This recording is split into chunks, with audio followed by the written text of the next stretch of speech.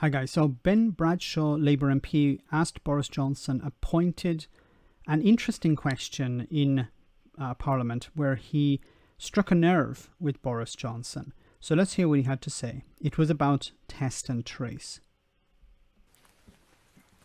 Does he think that the reason Germany and Italy have far lower COVID rates than us, with life continuing more or less normally, might be because they have locally and publicly run test and trace services that actually work?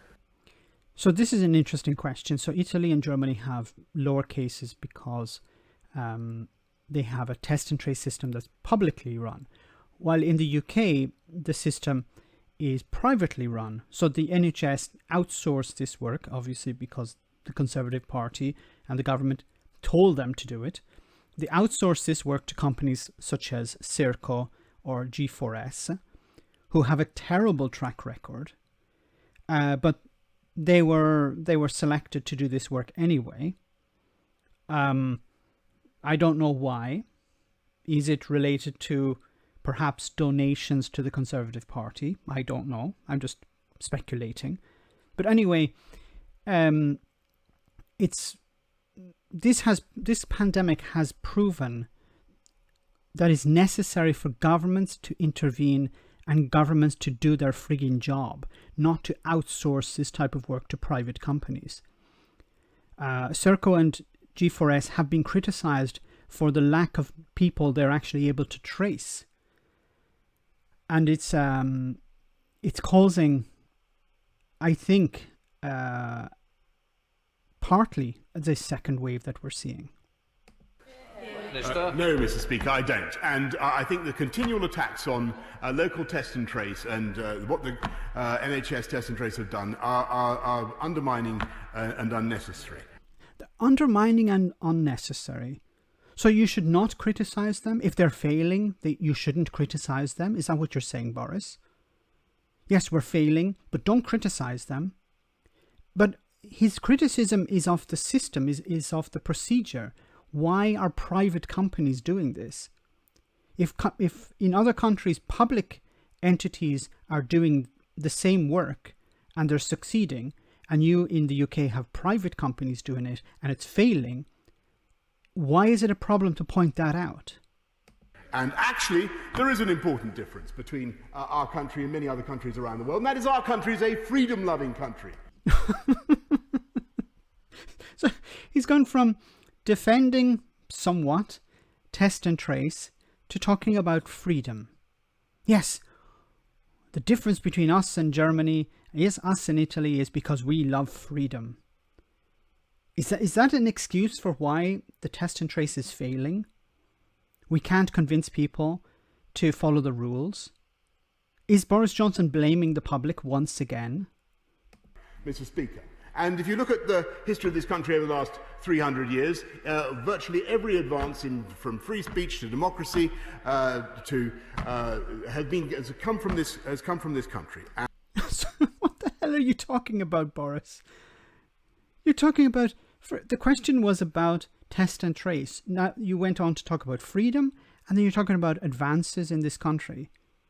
How is that related to test and trace? The problem with test and trace in the UK is it has been outsourced to a friggin' private company who are profit driven, who are not interested in actually doing the job correctly because they've already probably received the cash. Look at G4S, look at Serco. They have terrible track records and they're continually asked once again to do the work that the government don't want to do. Why? Please, somebody tell me, why are companies like Serco and G4S winning these contracts?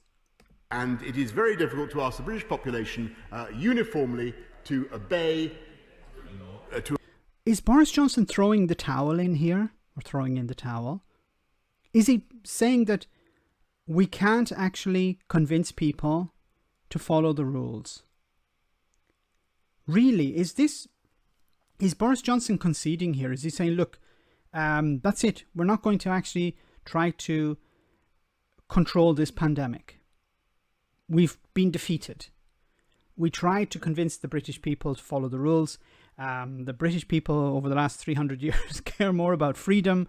That's it. We've failed. We've lost. Let's all go home and hope for the best. Is that what Boris Johnson is saying here? Is this Boris Johnson? Boris Johnson likes to compare himself to Winston Churchill. Can you imagine if Winston Churchill said, look, the Germans are flying, during the Blitz. The Germans are coming and they're going to bomb our cities. There's nothing we can really do about it. We just have to, grin and bear it. I'm going for a lie down. Basically, this is what Boris Johnson is saying. We can't convince the British people to follow the rules because they love freedom. And they've loved freedom for the last 300 years. This is insane. This is not a leader. Boris Johnson is broken. Boris Johnson has given up.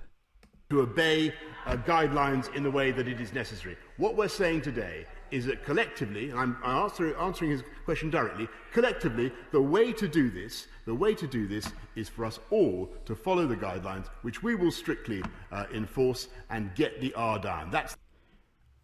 Boris has lost his mind. He has spent the last few breaths, his last few phrases, saying that the British people don't follow the rules because they love freedom. And now he's saying, what we're going to do is we're going to convince people to follow the rules. I really don't know what he's trying to present here. I don't know what he's trying to say.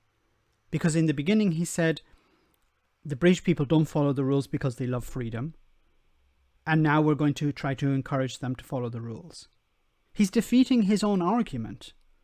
He's defeating his first argument with his second argument. It's a complete contradiction. This is something you find on the right, is people will hold two contradictory positions at the same time. I don't know what else to say, guys. This is pure weakness.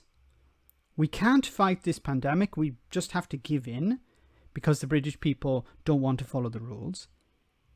And then one moment later, yes, we're going to convince people to follow the rules. I don't know what else to say. I'd like to hear your comments, guys, what you think. As always, your comments are greatly appreciated. Thanks a lot.